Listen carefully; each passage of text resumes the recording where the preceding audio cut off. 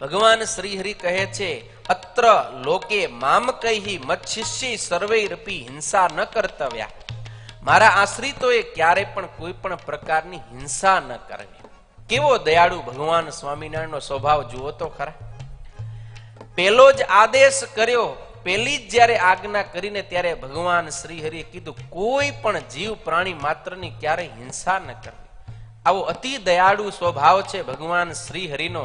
એટલા માટે તો આપણે રોજ ગાઈએ છીએ ને, અતિ દયાળુ રે સ્વભાવ છે સ્વામીનો, કોઈને દુખ્યો રે દેખી નખ માય દયા આણી રે. ભગવાનનો સ્વભાવ અતિશય દયાળુ છે. એટલે પેલી જ અહિંસા પરક ભગવાન શ્રી હરિએ કલમ લખી છે.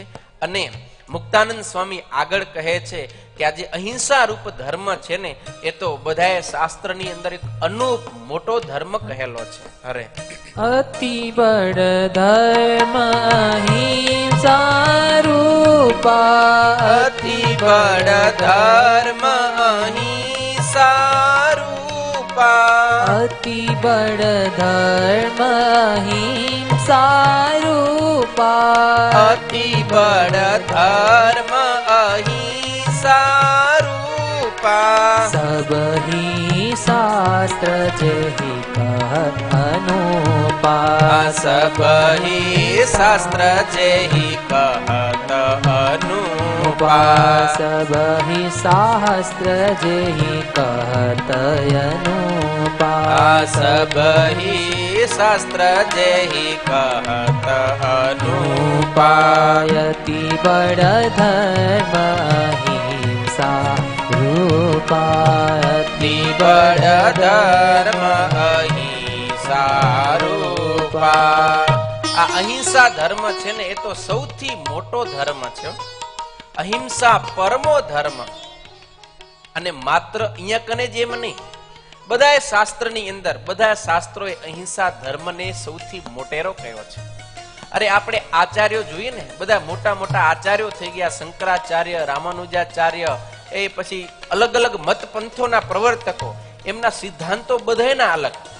કોઈક આસ્તિક, કોઈક નાસ્તિક, કોઈ ઈશ્વરને માને, કોઈ કર્મને માને. અરે કેટલા ઈશ્વરને માને તો એ સાકાર પ્રતિપાદન કરે, કેટલા નિરાકાર પ્રતિપાદન કરે. બધાના સિદ્ધાંત મત અલગ.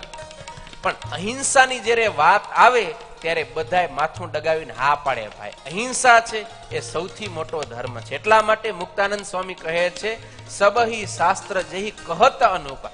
અહીંયા કને તો બધાએ શાસ્ત્રો, બધાએ આચાર્યોનો એક જ મત છે, અહિંસા પરમો ધર્મ. અહિંસા સૌથી મોટો ધર્મ છે. હવે હિંસા કરવાની ભગવાન શ્રી હરિ ના પાડે છે, તો કોની હિંસા ન કરવી એમ જ્યારે પ્રશ્ન થાય ત્યારે સતાનંદ સ્વામી જવાબ આપે કસ્યાપી પ્રકૃતિ ત્રયસ્યાપી પ્રાણીનઃ પ્રાણવૃત્તિ મતો જીવ માત્રસ્ય. કોઈની એટલે કોઈની પણ નહીં. એની અંદર ત્રણ પ્રકારની પ્રકૃતિ વાળા જીવો હોય. કોઈક સાત્વિક પ્રધાન, કોઈક રાજસી પ્રકૃતિના હોય, કોઈક તામસી પ્રકૃતિના હોય. અર્થાત કે પુણ્યશાળી હોય, કોઈ પાપી હોય, કોઈ ભોગી હોય, કોઈ હિંસક હોય. કોઈ પણ પ્રકારના પ્રાણીની ક્યારે પણ હિંસા ન કરે. નહીતર ઘણી વખત આપણે એમ થાય સાત્વિક, હાલો સજ્જન પુરુષ હોય એની હિંસા ન કરવી, પણ કોઈ ખાવ ગુંડાગર્દી કરતો હોય એને તો મારવામાં વાંધો નથી ને એમ. પણ સતાનંદ સ્વામી ના પાડે, ના. ભગવાન શ્રી કે કશ્યાપી, કોઈ એટલે કોઈ પણ નહીં એમ. પ્રાણી ન પ્રાણવૃત્તિ મતો, એટલે જે કોઈ પ્રાણધારી જીવાત્મા હોય, એટલે કે જેની અંદર ચેતન તત્વ છે, ચેતનતા ધરાવતો હોય ને, એવો પછી મનુષ્ય હોય, પશુ પક્ષી હોય કે વૃક્ષવેલી હોય, એનો પણ ક્યારેય આપણે વધ ન કરવો જોઈએ, એની હિંસા ન કરવી જોઈએ એમ. હવે વૃક્ષવેલીની પણ અહીંયા કને ના પાડી છે. કેમ? તો કે વૃક્ષવેલીની અંદર પણ પ્રાણ હોય છે, ખબર ને, એમાં પણ ચેતન તત્વ રહેલો છે.